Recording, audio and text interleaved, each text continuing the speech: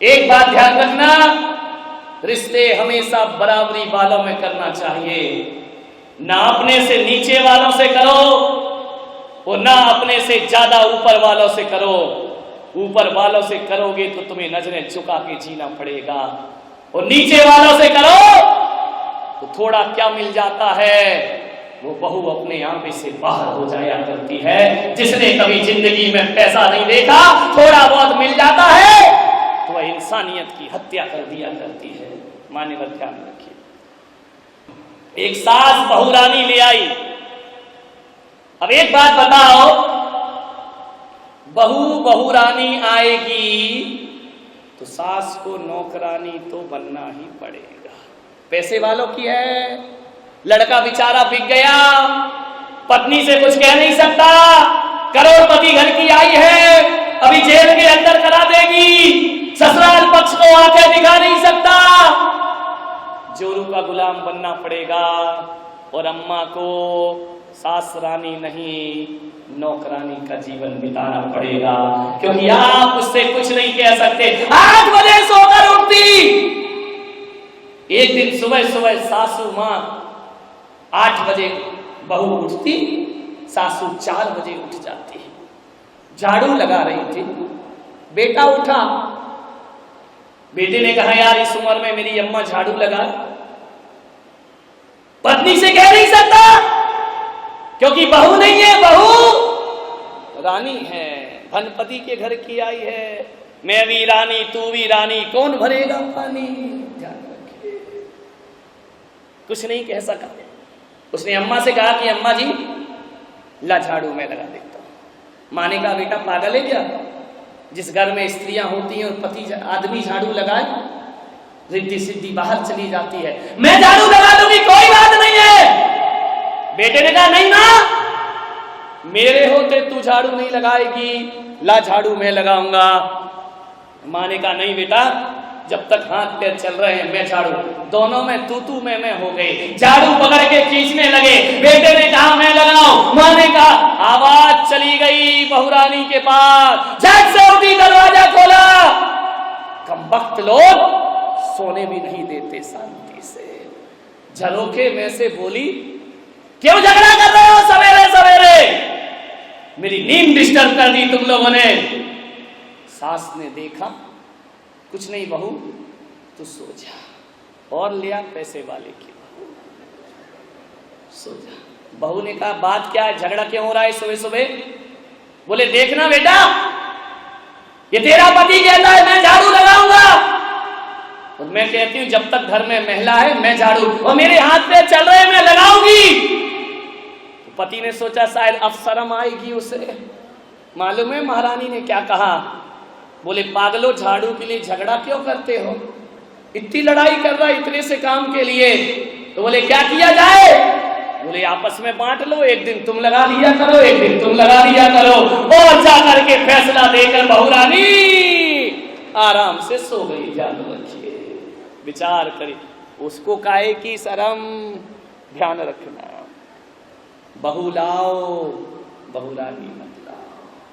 जो बड़ी बड़ी सभाएं करता है, हम समाज में जन जागरण कर रहे हैं, दहेज विरोधी आंदोलन। जब उसके बेटे की शादी होती है, लड़की देखने जाता है, और लड़की वाले जब पूछते हैं कि भाई साहब तो ये रिश्ता पक्का समझूं। नहीं, रिश्ता तो पक्का है, थोड़ा सा क्या है कि ये लड़की पैर फेंक कर चलती है। तो लड़की के बाप ने कहा, पैर फेंक कर चलती तो मैं क्या करूं। बोले, ऐसा करो भाई साहब, 5 लाख रुपए और ले लेना। अरे दहेज विरोधी आंदोलन, मैंने दुनिया में दहेज के विरोध में जन जागरण, मैं दहेज महेज नहीं लेता हूं। अरे भाई साहब, चलता है बात, 5 लाख रुपए आप ले लीजिए पैर। उसने कहा, हाँ यार, बात तो ये है, पैर यार कौन देखता है। सोचो, 5 लाख में लड़की का पैर सही हो गया, तो फिर रिश्ता पक्का सबने। अरे नहीं, बस लड़की थोड़ा सा बात करते समय तिरछा सा देखती है। बोली, भाई साहब 5 लाख और प्लस कर लीजिए। अरे आंख मार कौन देखता है भाई साहब, हम तो दहेज महेज लेते नहीं हैं, कोई बात नहीं है। बोले, लड़की थोड़ा बोलने में हकलाती है। बोले, 5 लाख और बोली लग रही है लड़के की, ध्यान रखिए, बिक रहा है लड़का, सौदेबाजी हो रहे हैं। आप विचार तो करिए।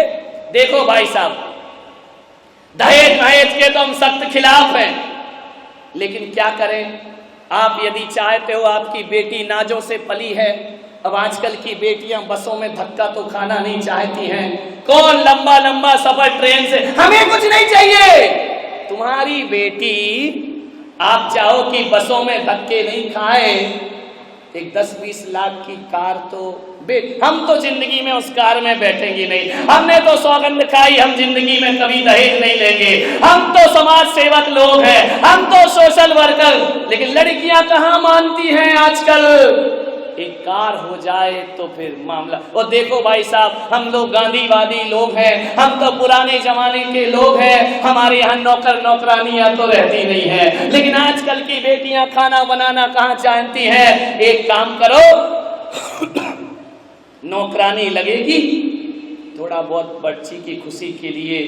और आजकल भाई साहब आप तो जानते हैं, ये बच्चियां भूखी रह जाएं, लेकिन डायमंड सेट पहने बिना नहीं रहती हैं। अब आप क्या चाहते हो कि आपकी बेटी बिना आभूषण के दिखाई दे?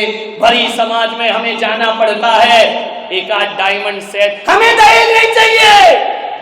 तेरे की आदमी की जिंदगी, मुंह में राम बगल में छुरी, कितनी स्टाइल से मांगता है।